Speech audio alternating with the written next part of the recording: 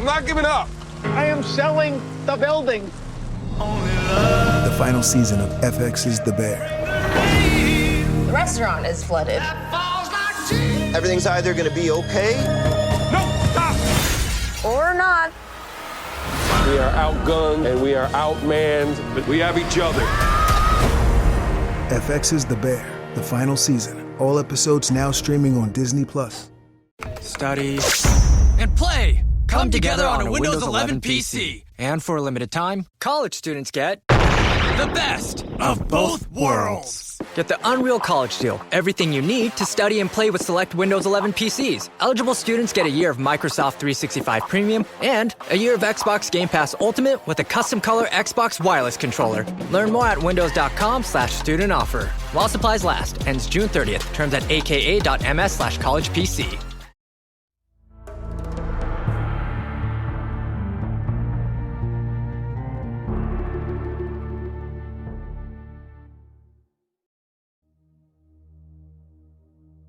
In the mist-shrouded highlands of West Java, Indonesia, rises a hill known to locals as Gunung Padang, the Mountain of Light, or the Mountain of Enlightenment. To the casual visitor, it appears as a natural ridge covered with weathered basalt columns, scattered across terraced platforms that step up the slope. Yet beneath this seemingly unremarkable landscape lies one of the most controversial archaeological sites in the world. A site some claim could rewrite human history, pushing monumental construction back not just to the end of the Ice Age, but perhaps tens of thousands of years earlier. Gunung Padang has long been revered in local tradition. Oral histories speak of it as a sacred place, associated with ancestral spirits and legendary kings. The site consists of 5 terraces ascending the hill, each bounded by stone retaining walls and accessed by stairways of upright basalt columns. From the surface, it resembles other megalithic sites in Indonesia, where stone arrangements mark ceremonial centers dating back several millennia. For decades, Gunung Padang was thought to be just another regional megalithic complex, perhaps 2,500 to 3,000 years old, linked to the Sundanese culture. Everything changed in the early 2010s, when a team led by Indonesian geologist Danny Hilman Natawijaja began conducting geophysical surveys of the hill. Using ground-penetrating radar, seismic tomography, and core drilling, they reported evidence of multiple construction layers beneath the surface terraces. According to their studies, the terraces visible today may rest atop much older structures, buried deep within the hill itself. The most startling claim was that some of these layers could date back more than 20,000 years to the Upper Paleolithic period, long before the accepted rise of agriculture or monumental building anywhere on Earth. If true, Gunung Padang would be the oldest known megalithic structure in the world, predating Göbekli Tepe by at least 10,000 years. It would also imply that advanced construction techniques existed during the Ice Age, when humans were assumed to live only as nomadic hunter-gatherers. The implications were staggering. Here, in the tropics of Indonesia, might stand the ruins of a civilization lost to history. The geophysical surveys revealed what appeared to be layered zones within the hill. The topmost layer, Layer 1, consists of the visible terraces, constructed from upright and horizontal basalt columns arranged in patterns. Beneath this, seismic data suggested the presence of another layer, Layer 2, composed of similar basalt material, but organized differently, buried under several meters of soil. Even deeper, Layer 3, the team reported indications of a massive structure or chamber, with regular geometric features inconsistent with natural geology. Some drill cores allegedly retrieved organic material from these lower layers, radiocarbon dated to as much as 24,000 years ago. Such findings ignited intense debate. Critics argued that the geophysical anomalies could be explained as natural volcanic formations. Basalt naturally forms hexagonal columns when it cools, and hills of columnar basalt can easily be mistaken for artificial structures. The supposed walls and chambers may be natural fractures and cavities, while the radiocarbon dates may reflect contamination from later organic material seeping downward. Mainstream archaeologists cautioned against sensationalism, insisting that extraordinary claims require extraordinary evidence. Nevertheless, the possibility remains tantalizing. Indonesia sits at the crossroads of human migration, where Homo erectus thrived for over 1 million years, and where modern humans passed on their way to Australia. The region was home to rich Pleistocene ecosystems, with fertile plains now submerged by rising seas. If advanced societies existed in Ice Age Southeast Asia, Gunung Padang could be one of their last surviving monuments. What makes the site particularly intriguing is the unusual use of basalt columns. While columnar basalt is a natural material, its arrangement at Gunung Padang appears intentional. The upright stones form stairways and retaining walls. Horizontal slabs create pavements and platforms. The geometry suggests human design, not random deposition. Moreover, the terraces themselves are distinctly artificial, with clear construction lines. Even if the deeper layers prove natural, the visible surface structures are undeniably man-made, and their age is still uncertain. The Indonesian government briefly supported further investigation. In 2014, President Susilo Bambang Yudhoyono visited the site and expressed interest in its potential significance.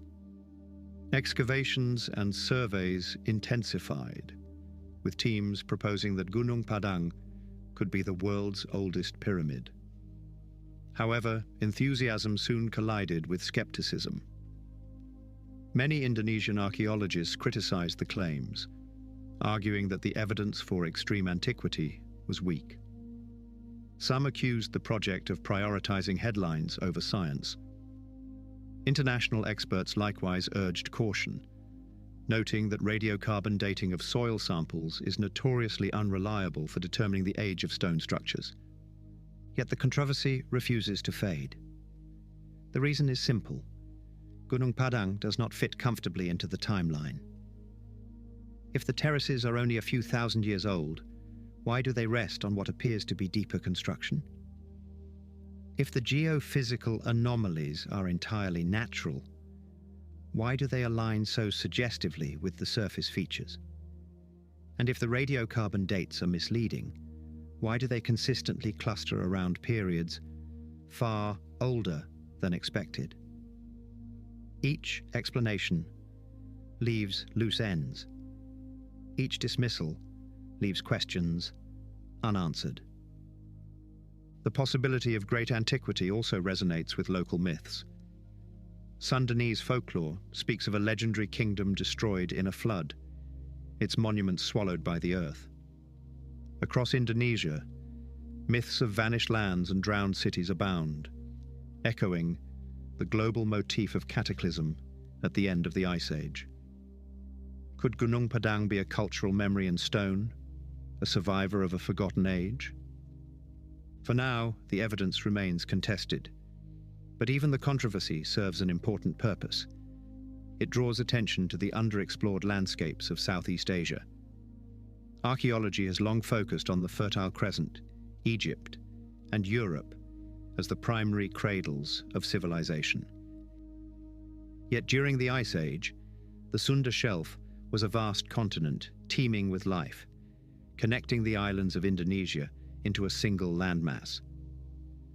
If humans built monumental structures anywhere in this drowned world, their remains would now lie beneath jungles, volcanoes, or the sea. Gunung Padang may be the first clue to a story still hidden. What is certain is that the site deserves deeper, more rigorous study. Advanced geophysical surveys, careful stratigraphic excavation, and independent dating are needed to resolve the debate. Until then, Gunung Padang remains a riddle. Either a natural hill crowned with later megalithic terraces, or the most extraordinary archaeological site ever discovered. In either case, it forces us to question our assumptions. If the conventional view is correct, why did later megalith builders choose this hill, with its natural basalt columns, as their sacred site? And if the radical view is correct, what does that say about the civilizations of the Ice Age? In this chapter, we will explore both possibilities. We will examine the geophysical evidence, the radiocarbon dates, and the construction phases. We will consider the criticisms and counter-arguments. And we will place Gunung Padang in the broader context of global megalithic traditions, asking whether its mystery hints at a forgotten chapter of human history.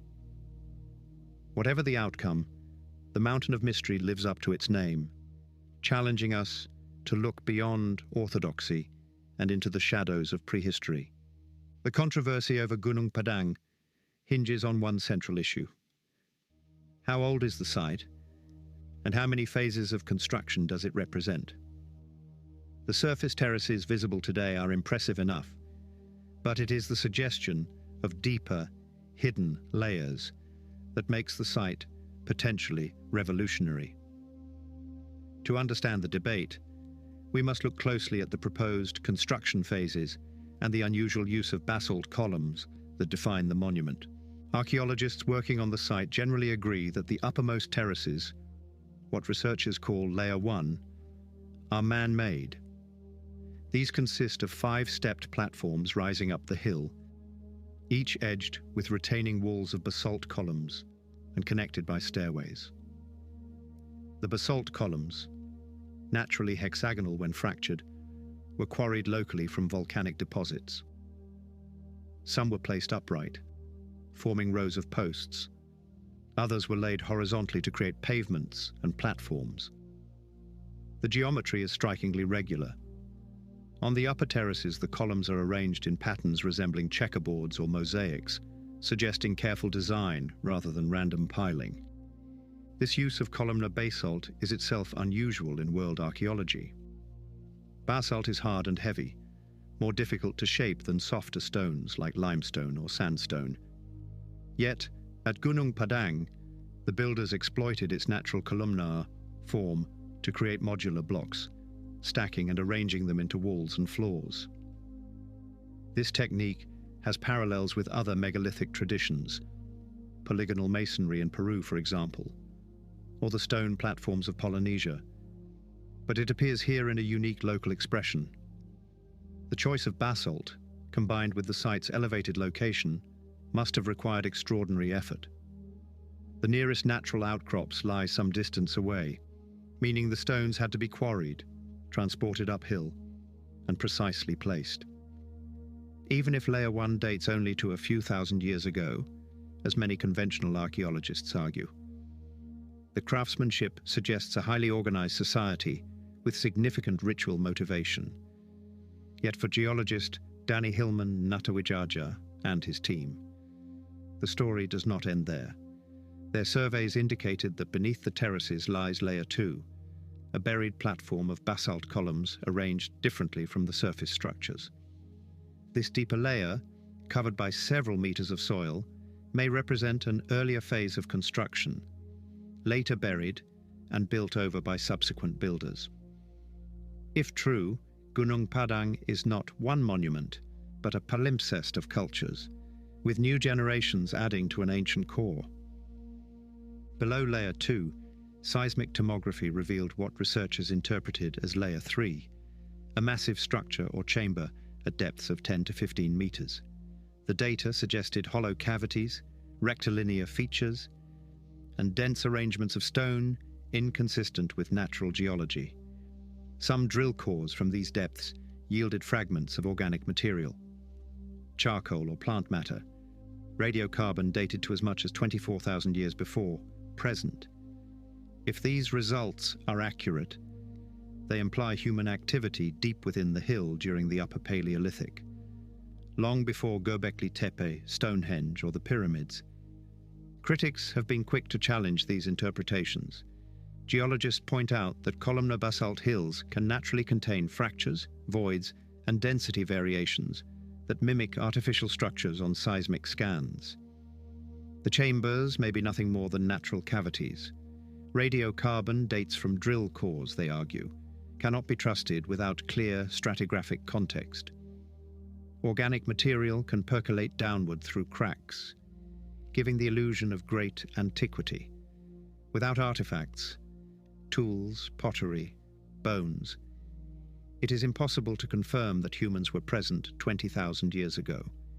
Yet the counter-arguments leave open questions of their own. Why do the anomalies align with the surface terraces? Why do the radiocarbon dates cluster around periods far older than expected? Even if contamination explains some results, the consistency suggests a pattern worth investigating. Moreover, the very idea that Gunung Padang may have multiple construction phases is not far-fetched. Many ancient sites reveal similar layering. The temples of Malta, the pyramids of Egypt, and the ziggurats of Mesopotamia all represent centuries of rebuilding. Why should Indonesia be different? If we accept the possibility of multiple phases, what might they represent?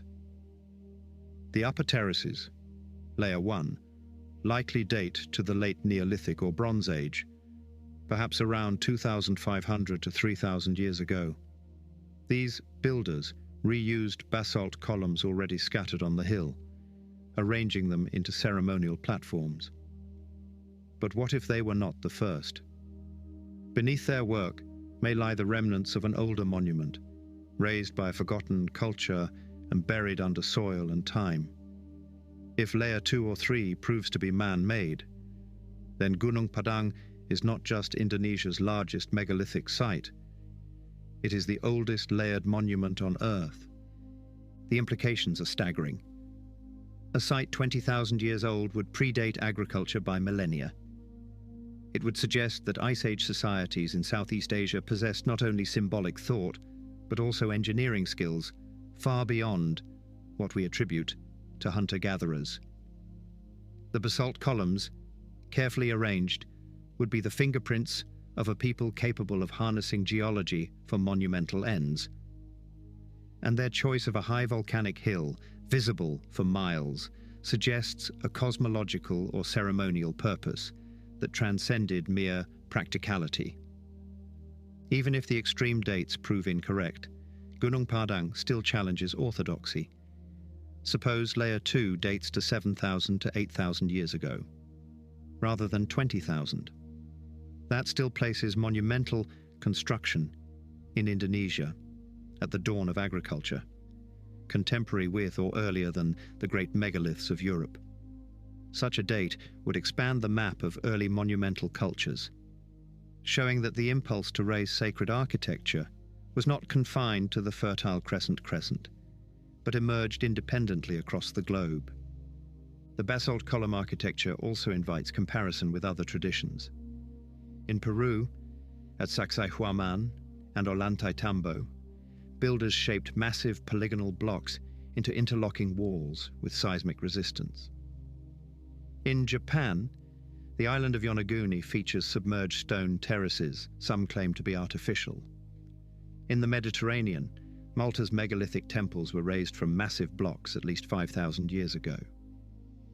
Across continents, we see echoes of a shared aesthetic. Large stones arranged with precision, often in ritual contexts.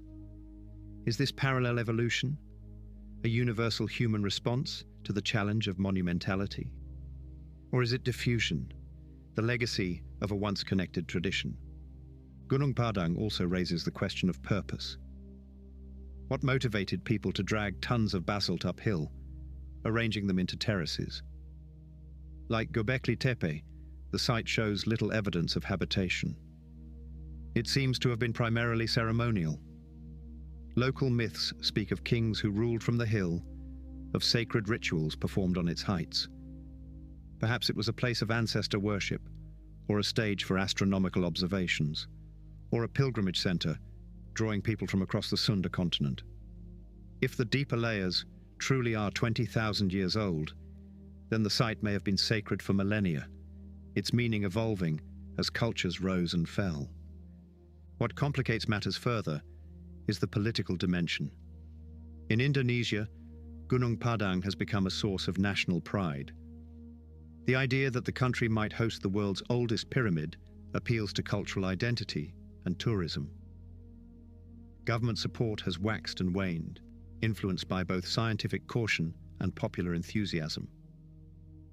Critics accuse proponents of exaggeration for fame and funding. Supporters accuse critics of clinging to orthodoxy. The debate reflects a larger tension in archaeology, the balance between skepticism and imagination, between guarding against pseudoscience and remaining open to revolutionary possibilities.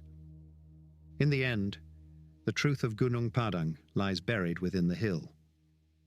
Until large-scale excavations are conducted with rigorous controls, the questions will remain unresolved. But the very existence of the debate proves the site's importance. It reminds us that the story of civilization is not confined to Mesopotamia and Egypt, but stretches across continents, into jungles, volcanoes, and seas. Whether Gunung Padang is 3,000 years old, or 20,000, it forces us to ask, what else have we overlooked? How many other hills, ridges, and mounds conceal secrets as yet undiscovered? Gunung Padang is a mountain of mystery, not because we lack answers, but because it refuses to conform to our expectations. It challenges us to reconsider the capacities of ancient peoples, to question the rigidity of timelines, and to entertain the possibility that the ghosts of the Ice Age may yet be found in stone. If Gunung Padang inspires awe in those who stand upon its terraces, it inspires contention in the halls of academia. Few sites in the modern era have so sharply divided archaeologists, geologists, and cultural commentators. On one side, proponents argue that Gunung Padang may preserve the ruins of a civilization thousands of years older than anything previously known. On the other, critics insist that the evidence does not withstand scrutiny and that claims of Ice Age antiquity reflect poor science or wishful thinking. Between these poles lies a debate not only about a single site, but about the very methods by which we construct human history. The controversy began in earnest when Danny Hilman Natawijaya, a senior geologist with Indonesia's Institute of Sciences, LIPI, published results from geophysical surveys in the early 2000s. His team used ground-penetrating radar, GPR, seismic tomography, and core drilling to map the interior of Gunung Padang. They reported distinct anomalies: layers of stone arranged with unnatural regularity, cavities suggestive of chambers, and radiocarbon samples from drill cores dated to as early as 24,000 years ago. Hillman cautiously suggested that Gunung Padang could be the world's oldest pyramid, a site of monumental construction predating all others by tens of millennia. The claim made headlines, both in Indonesia and internationally. For a nation eager to showcase its cultural heritage, the idea of hosting the oldest pyramid on Earth was electrifying.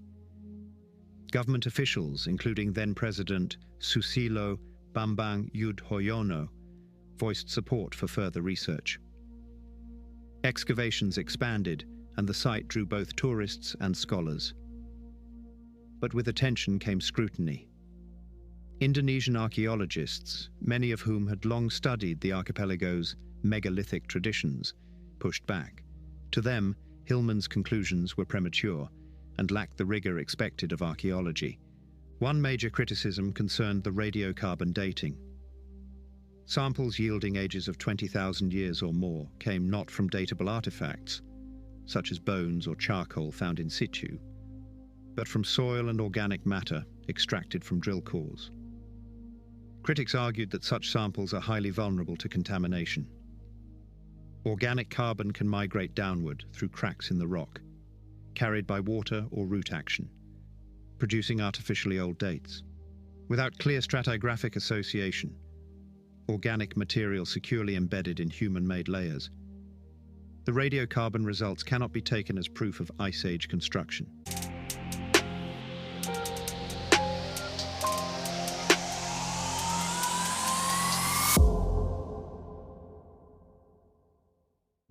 As one archaeologist put it, dating soil is not dating a pyramid. Another criticism targeted the interpretation of geophysical data. Columnar basalt hills can produce seismic and radar signatures that mimic artificial structures. Fractures, voids, and density variations are common in volcanic geology. To skeptics, the chambers and walls detected by Hillman's team were simply natural features of a basaltic hill. The burden of proof lay with those claiming artificiality. And in the eyes of many geologists, that proof had not been provided. Indonesian archaeologist Ali Akbar, among others, argued that the visible terraces at Gunung Padang date to around 2,500 to 3,000 years ago, consistent with other regional megalithic sites. For him, the basalt columns were quarried and arranged by Iron Age communities, not Ice Age builders. The deeper layers were simply natural geology, misinterpreted as human construction. Without unequivocal artifacts, tools, pottery, bones, there was no reason to invoke deep antiquity. The debate spilled into the international arena when Hillman and colleagues submitted papers to peer-reviewed journals. Some were rejected, others were criticized for methodological flaws. In 2014, a paper proposing Gunung Padang's great antiquity was published in an Indonesian journal. But mainstream archaeologists abroad remained skeptical. The lack of consensus highlighted a deeper issue. Archaeology and geology operate with different standards of evidence. For geologists, anomalies in subsurface data may suggest intriguing possibilities. For archaeologists, only stratified artifacts and contextual analysis can confirm human construction.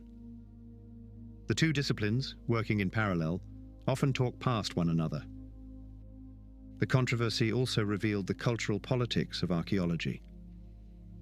Indonesia's archipelago is rich in megaliths, yet its contributions to global prehistory are often overshadowed by the Fertile Crescent, Egypt, and Europe. The prospect of Gunung Padang as the world's oldest pyramid was a matter of national pride. Critics, however, warned that exaggeration could backfire, discrediting Indonesia's archaeological community if claims proved unfounded. The tension between national enthusiasm and academic caution remains palpable. For alternative historians and proponents of the mother culture hypothesis, the criticisms ring familiar. Again and again, anomalies that challenge orthodoxy are dismissed as natural features or contamination. From the Sphinx's water erosion to the Yonaguni monument's underwater terraces, the refrain is the same. Natural, not artificial. While skepticism is vital, there is also a danger of reflexive dismissal. Gunung Padang illustrates this perfectly. To skeptics, the anomalies prove nothing. To proponents, the very existence of anomalies demands investigation. Peer review, too, plays a complex role. On one hand, it guards against error and speculation. On the other, it can act as a gatekeeper, filtering out radical hypotheses that do not fit existing frameworks. The Clovis first model in the Americas persisted for decades, partly because peer reviewers rejected earlier evidence of pre-Clovis sites. Only when overwhelming proof emerged did the paradigm collapse. Could Gunung Padang represent a similar case, where caution masks the potential for revolution? Or is it a case where sensational claims outpace the evidence? The intensity of the Gunung Padang debate reveals a deeper discomfort. The possibility that our methods may be inadequate to settle such questions definitively. Radiocarbon dating has limits. Geophysical surveys produce ambiguous data. Excavation is expensive and politically fraught. In such conditions, certainty is elusive, and interpretation fills the gaps. Mainstream archaeologists lean conservative, preferring natural explanations. Proponents lean bold, suggesting lost civilizations. The truth may lie between, but until more evidence emerges, the argument will rage on. In the meantime, Gunung Padang has taken on a symbolic role. For skeptics, it exemplifies the dangers of pseudo-archaeology, a cautionary tale of overinterpretation. For proponents, it is a beacon, a site that hints at deeper mysteries suppressed by orthodoxy. For the public, it is a story of hidden chambers, Ice Age builders, and the possibility that human history is far older than we were taught. Each perspective reflects not only the evidence, but also the worldview of those interpreting it. What then should we conclude? At the very least, Gunung Padang is an extraordinary megalithic site, the largest in Indonesia, built with basalt columns arranged in terraces. Its cultural significance is undeniable, even if its age remains contested. The evidence for multiple construction phases is intriguing, though not yet conclusive. The radiocarbon dates suggesting Ice Age antiquity are tantalizing, but without clearer context, they remain provisional. The geophysical anomalies may be natural, but they deserve further investigation. The controversy underscores a theme central to this podcast: the fragility of orthodoxy. Just as Göbekli Tepe overturned assumptions about hunter-gatherers, Gunung Padang may yet overturn assumptions about Ice Age societies. Or it may prove to be a more recent site, its mystery born of geological quirks. Either way, the debate forces us to question how we construct history and how we respond to challenges. For now, Gunung Padang sits between possibility and proof, between geology and archaeology, between myth and history. It embodies the uncertainty of our knowledge, the limits of our tools, and the persistence of our imagination. Whether or not it is the world's oldest pyramid, it is certainly one of its most evocative mysteries. A mountain that refuses to give up its secrets, a riddle carved in basalt and buried beneath the soil of Java. If the boldest claims about Gunung Padang prove true, the consequences for our understanding of human history would be nothing short of revolutionary. The suggestion that humans constructed monumental architecture in Java as early as 20,000 to 24,000 years ago collides head-on with the prevailing archaeological timeline. According to mainstream models, this was the twilight of the Upper Paleolithic, when Homo sapiens lived as nomadic hunter-gatherers. These societies are believed to have lacked agriculture, permanent settlements, or the social complexity required for large-scale architecture. To suggest that they built a pyramid, or at least a stepped, terraced monument, would force a radical rethinking of the trajectory of civilization itself. The Ice Age puzzle. The last glacial maximum peaked around 20,000 years ago, when vast ice sheets covered much of North America, Northern Europe, and Asia. Sea levels were more than 120 meters lower than today, exposing continental shelves and creating land bridges. Southeast Asia, including the modern islands of Sumatra, Java, and Borneo, was part of a single subcontinent known as Sundaland. This fertile landmass, larger than modern India, would have offered a wealth of resources: rivers, forests, coastal plains, and rich hunting grounds. If Gunung Padang truly dates to this era, it suggests that the peoples of Sundaland may have developed levels of organization and engineering not typically associated with Paleolithic hunter-gatherers. The implication is staggering. Civilization may not have emerged suddenly in Mesopotamia 6,000 years ago, but rather had deep, forgotten roots in the Ice Age world. Such an idea dovetails with the broader mother culture hypothesis, the notion that advanced societies existed before the Holocene, only to be wiped out or fragmented by catastrophic climate change. The end of the Ice Age, with its rising seas and floods, would have submerged much of Sundaland, scattering survivors and erasing monumental sites. Gunung Padang, perched above sea level on a volcanic hill, could be a rare remnant of this lost world. Architecture. Without agriculture.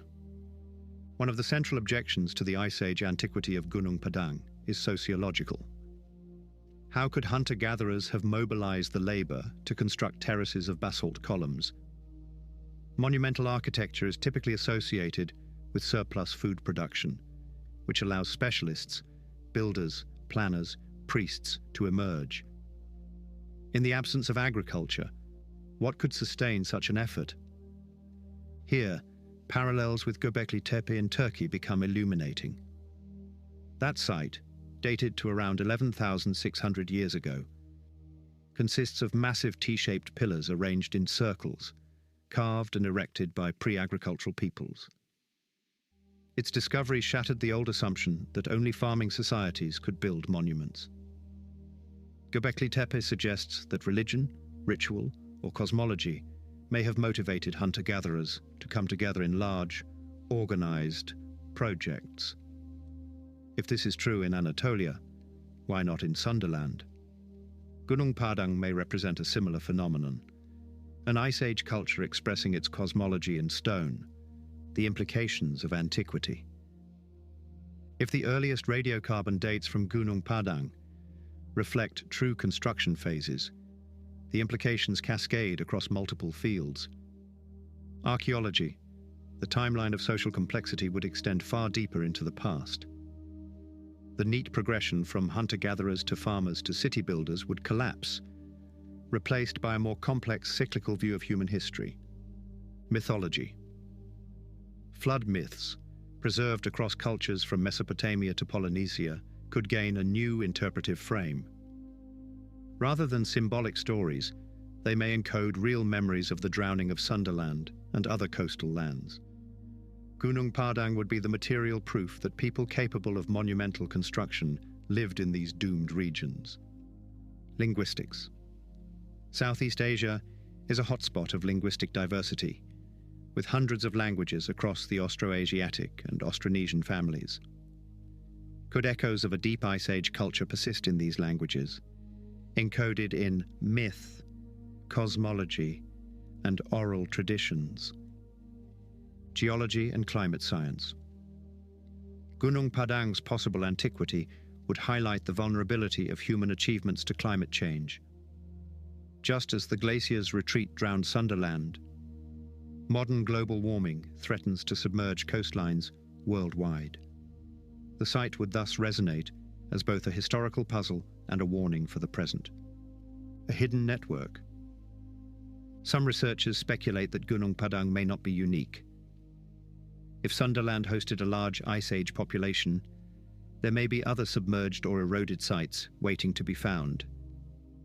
Offshore surveys have detected anomalies along the coasts of Java, Sumatra, and the South China Sea. In particular, the Java Sea is shallow, meaning that large tracts of land submerged only after 10,000 BCE may conceal ruins.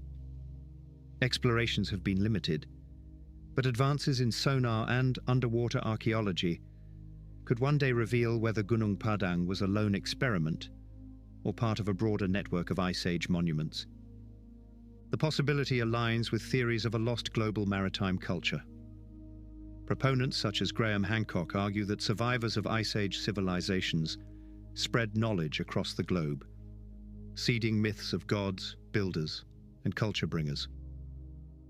In this context, Gunung Padang would not only be Southeast Asia's Göbekli Tepe, but also a crucial piece of evidence for transoceanic diffusion in deep antiquity. Resistance and paradigm shifts. Yet history shows that radical claims face resistance. The Clovis first model of human migration in the Americas collapsed only after decades of accumulating evidence from sites such as Monteverde, Meadowcroft, and Bluefish Caves. Each was fiercely contested at first, dismissed as error or contamination. Only when dozens of pre-Clovis sites emerged did consensus shift. Gunung Padang may follow a similar trajectory. For now, its claims are contested, and skeptics dominate the mainstream. But if future excavations uncover artifacts, tools, carvings, skeletal remains, securely associated with deep radiocarbon dates, the paradigm could begin to shift. What today seems unthinkable may tomorrow become textbook. A new vision of humanity. At stake is not merely the dating of one Indonesian hill, but the story we tell about humanity. If Gunung Padang proves Ice Age antiquity, it would show that civilization is not a singular invention of Mesopotamia, but a recurring possibility. Human beings, given enough time and resources, may independently achieve monumental expression in many places. The linear model of progress would be replaced by a cyclical model of rise, collapse, and rebirth. This vision resonates with myth. Across cultures, traditions speak of earlier ages, golden ages, lost continents, sunken lands, where great societies flourished before being swept away. Gunung Padang could be the first solid archaeological foothold for these memories, linking myth with material culture. And yet, for all the tantalizing implications, proof remains elusive. Excavations continue, but political changes, funding shortages, and academic disputes slow progress. Some scholars warn that overhyping the site could taint its reputation. Others insist that only bold claims will draw the resources needed for serious research. Between these positions lies the mountain itself, silent, enduring, enigmatic. Perhaps future archaeologists, equipped with better tools, will one day unearth incontrovertible evidence. Perhaps sonar surveys will reveal drowned cities on the Sunda Shelf. Or perhaps Gunung Padang will remain ambiguous, its mysteries never fully resolved. Whatever the outcome, the site has already achieved significance. It has expanded the horizon of possibility, forcing us to consider that our ancestors may have been more capable, more imaginative, and more organized than we assumed.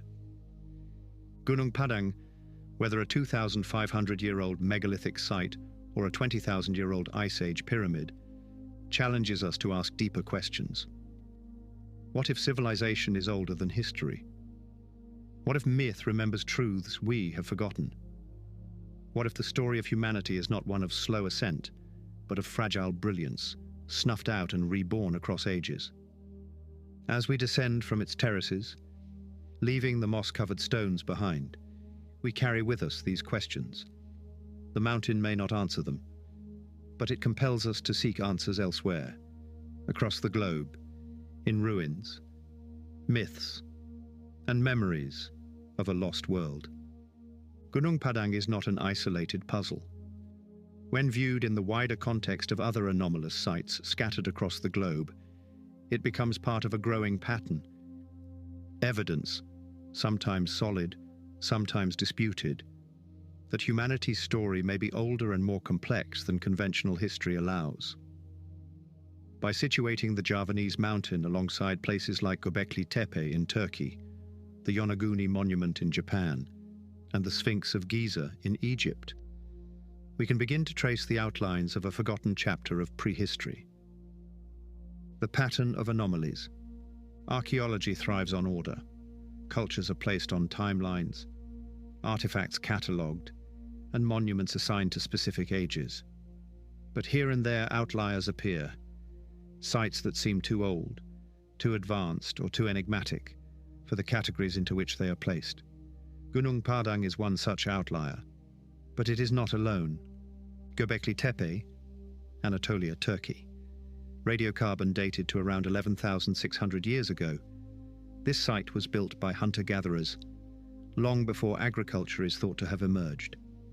Its megalithic T-shaped pillars, carved with animals and abstract symbols, challenged the belief that monumental architecture required farming. Yonaguni Monument, off the coast of Okinawa, Japan. Discovered in the 1980s, this submerged stone formation exhibits terraces, steps, and geometric features. Debate rages over whether it is natural or artificial. If man-made, its submergence suggests construction, before sea levels rose at the end of the Ice Age.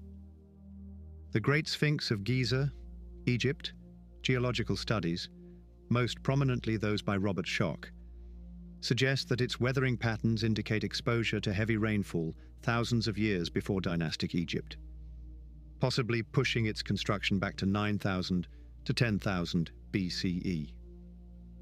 When grouped together, these anomalies hint at a disturbing possibility. Human beings may have achieved levels of complexity and symbolic expression far earlier than our current models of history allow. Gunung Padang in the global context. Gunung Padang fits squarely into this pattern. Its deep radiocarbon dates, suggesting possible construction phases as early as 20,000 BCE, push the boundary of human achievement even further back than Göbekli Tepe. While still controversial, these findings invite comparison. If Göbekli Tepe has already forced archaeologists to admit that pre-agricultural peoples could build monuments, then Gunung Padang asks an even more provocative question. Could people of the Ice Age have organized themselves to build large-scale, sacred landscapes long before agriculture was even imagined? In Japan, the Yonaguni monument raises a similar challenge.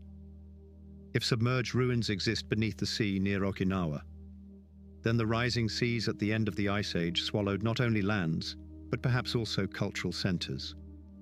Gunung Padang, located on high ground, may have survived precisely because of its elevation, while other sites in Sunderland were drowned when sea levels rose by over 120 meters, between 18,000 and 8,000 years ago. And in Egypt, the Sphinx's disputed weathering patterns suggest that our neat chronology of civilization, beginning with the dynasties of 3000 BCE, may conceal deeper layers of lost antiquity.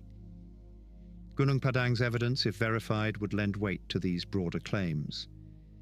Humanity may have erected sacred monuments in many corners of the world during the Ice Age, most of which have since been destroyed or submerged. Why does this matter? Because across cultures, myths preserve the memory of lost ages. Flood stories are nearly universal, from the Mesopotamian epic of Gilgamesh and the biblical account of Noah, to the Polynesian tales of sunken islands and the Hindu story of Manu. These stories, long dismissed as allegories, take on new meaning if Ice Age monuments like Gunung Padang truly date to 20,000 BCE. Perhaps these myths are not symbolic, but encoded memories of real events, of the drowning of Sunderland, of cataclysmic floods at the end of the Pleistocene, of lost homelands and drowned cities. Gunung Padang, surviving above sea level, would be a stone witness to a vanished epoch, an anchor to the intangible memories preserved in mythology. The question of global connections. Skeptics rightly warn against overextending these parallels. Just because sites like Gunung Padang, Göbekli Tepe, and Yonaguni seem anomalous does not mean they are directly connected. Independent invention is always possible. Yet, the similarities are difficult to ignore. Megaliths, terraces, sacred geometry, and astronomical alignments recur across continents. Some researchers propose that these are coincidences, arising from universal human tendencies to build, worship, and observe the skies. Others suggest that there may have been cultural diffusion, that survivors of drowned Ice Age cultures migrated across oceans, carrying with them fragments of architectural, mathematical, or cosmological knowledge. In this light, Gunung Padang becomes more than a local mystery. It becomes a potential node in a global network of lost Ice Age civilizations, connected by the shared trauma of rising seas and preserved in scattered myths of drowned worlds. Atlantis, Kumari Kandam, Lemuria, Mu, paradigm shifts in archaeology. The resistance Gunung Padang has faced is familiar. When Göbekli Tepe was first excavated in the 1990s, many scholars resisted its implications. Today, it is accepted as proof that monumental architecture predates agriculture. The same may happen with Gunung Padang. Today it is contested. Tomorrow it may be a cornerstone of a new understanding. The lesson is clear. History is not static. Our understanding of the past evolves as new evidence forces us to revise old assumptions. Gunung Padang represents one of those moments where archaeology brushes against the limits of its paradigms, threatening to topple long-held beliefs about the origins of civilization. The mountain's role in the forgotten story. Gunung Padang, then, is more than just a hill of basalt terraces. It is a gateway into a forgotten story of humanity, a story where civilization does not appear suddenly in Mesopotamia, but emerges, collapses, and re-emerges in cycles. It is a story where the Ice Age is not merely a time of caves and stone tools, but perhaps also of sacred monuments and organized societies. If the mountain's deepest layers do indeed date to 20,000 BCE, then we must accept that humanity's capacity for organization, symbolism, and sacred architecture is far older than textbooks currently teach. The mountain would stand as a keystone, linking Southeast Asia to the broader global mystery of forgotten civilizations. Gunung Padang compels us to confront uncomfortable questions. How much of human history lies beneath the seas, erased by floods? How many myths are not allegories but memories? How many anomalies must accumulate before we accept that the story of humanity is not one of steady progress, but of fragile brilliance, lost and rediscovered across ages? As we close the chapter on Gunung Padang, we recognize it as both a mystery in its own right and a vital piece of the global puzzle. Its terraces may be silent, but they speak to us across the ages. They remind us that history is not complete, that the Ice Age may have harbored civilizations we have only begun to glimpse. And they remind us, too, that the search for a forgotten global civilization is not just about stones and ruins. It is about remembering who we are, where we came from, and what we may have lost.